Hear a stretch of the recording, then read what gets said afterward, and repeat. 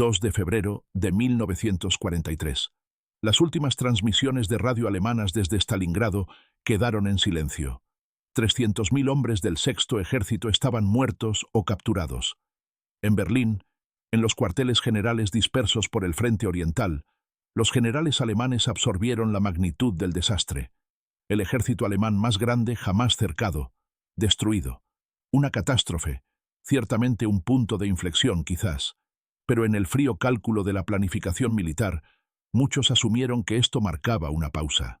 Los soviéticos se habían agotado en los brutales combates de invierno. Necesitarían meses para recuperarse, reconstruirse, prepararse para la siguiente fase.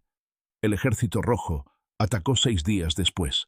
El 8 de febrero, las fuerzas soviéticas atacaron hacia Kursk y Kharkov, avanzando hacia el oeste con una furia que tomó completamente desprevenidos a los comandantes alemanes. La ofensiva de invierno que había atrapado al Sexto Ejército en Stalingrado no había terminado. Apenas había hecho una pausa.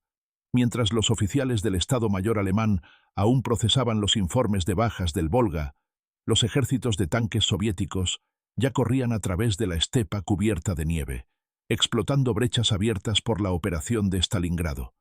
El mariscal de campo Erich von Manstein, al mando del Grupo de Ejércitos Sur, observaba cómo la situación se deterioraba con creciente alarma.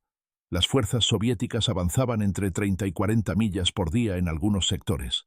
Divisiones alemanas enteras, debilitadas por meses de combate invernal, simplemente colapsaron bajo la presión.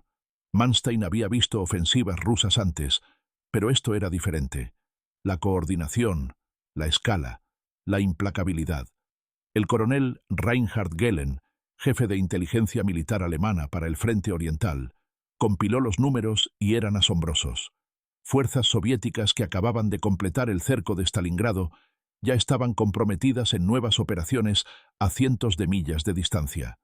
Unidades identificadas en Stalingrado en enero aparecían ahora cerca de Kharkov en febrero. La logística por sí sola debería haber sido imposible. Los ejércitos alemanes necesitaban semanas para redesplegar después de operaciones importantes. Los soviéticos lo estaban haciendo en días. Manstein solicitó permiso para conducir una retirada de combate, intercambiar espacio por tiempo para establecer una línea defendible antes del deshielo primaveral. Hitler se negó. Cada pie de terreno debía mantenerse, cada ciudad defendida hasta el último hombre. A mediados de febrero, las fuerzas soviéticas habían liberado Kursk y se acercaban a Kharkov. El general SS Paul Hauser, al mando del cuerpo Panzer SS en Kharkov, enfrentó una elección: obedecer la orden de Hitler de mantener la ciudad y ser cercado como el Sexto Ejército en Stalingrado, o retirarse y enfrentar un consejo de guerra. El 15 de febrero, Hauser ordenó a sus fuerzas abandonar Kharkov, eligiendo la supervivencia sobre la obediencia. Las tropas soviéticas entraron a la ciudad al día siguiente. Manstein observaba el avance soviético con ojo profesional, buscando el momento de sobreextensión.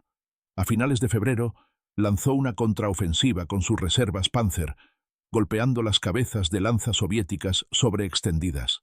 La tercera batalla de Kharkov se convirtió en una obra maestra de guerra móvil. A mediados de marzo, las fuerzas alemanas habían retomado Kharkov. La ofensiva soviética de invierno se detuvo en el lodo primaveral. En Berlín, la victoria fue celebrada como prueba de que las armas alemanas aún podían triunfar. Hitler ascendió a Manstein, pero en la tranquilidad de su cuartel general, Manstein escribió evaluaciones que contaban una historia diferente. Sí, había ganado una victoria táctica. Sí, había estabilizado el frente, pero la situación estratégica era catastrófica. Los soviéticos habían empujado la línea del frente 200 millas hacia el oeste. Habían liberado vastos territorios. Habían demostrado capacidades operacionales que la inteligencia alemana insistía que no poseyeran.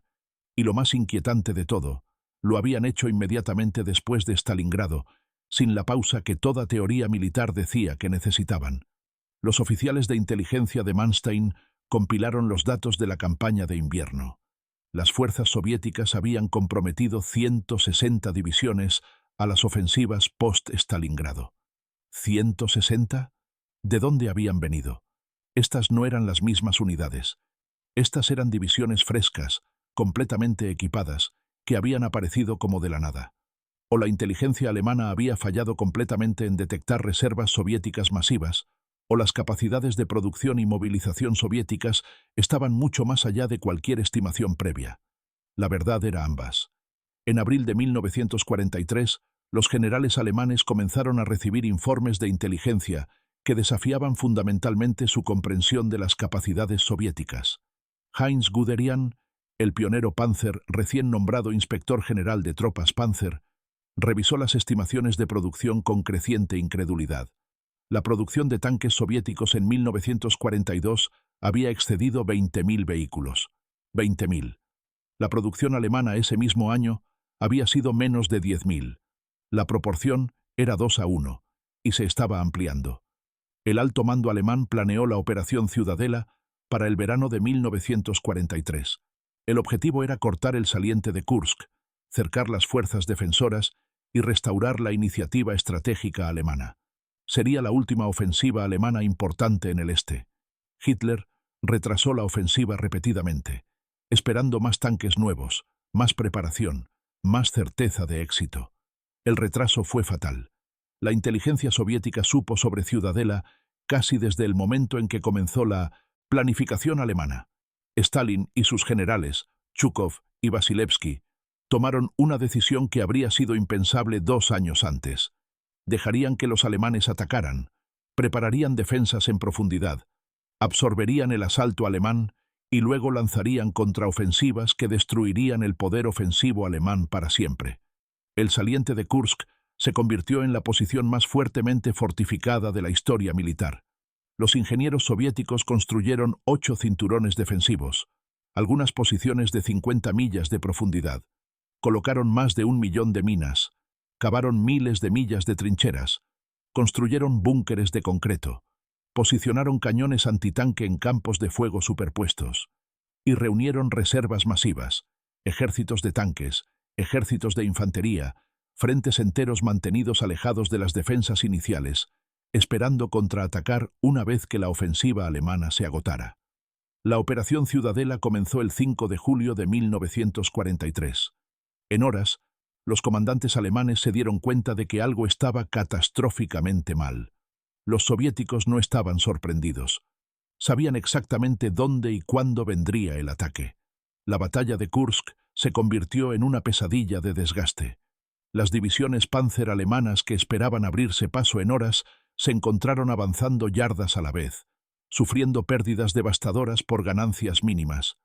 El 12 de julio, la pinza sur de la ofensiva alemana alcanzó el pequeño pueblo de Prokhorovka. Allí, el cuerpo Panzer SS, la élite de la fuerza blindada alemana, chocó con el 5º ejército de tanques de guardia soviético en lo que se convirtió en la batalla de tanques más grande de la historia. Más de 800 tanques se enfrentaron en una refriega que duró todo el día. Al anochecer, el campo de batalla era un cementerio humeante de blindados quemados de ambos lados, pero los soviéticos podían permitirse las pérdidas. Alemania no. Hitler canceló la Operación Ciudadela el 13 de julio. La última ofensiva estratégica alemana en el este había fracasado después de 8 días, pero el desastre apenas comenzaba. El 17 de julio, las fuerzas soviéticas lanzaron la Operación Rumyantsev, una contraofensiva masiva contra la cara sur del saliente de Kursk. Kharkov, la ciudad que Manstein había retomado en marzo, el símbolo de la resistencia alemana, cayó ante los soviéticos el 23 de agosto. Esta vez no habría contraofensiva para Retomi,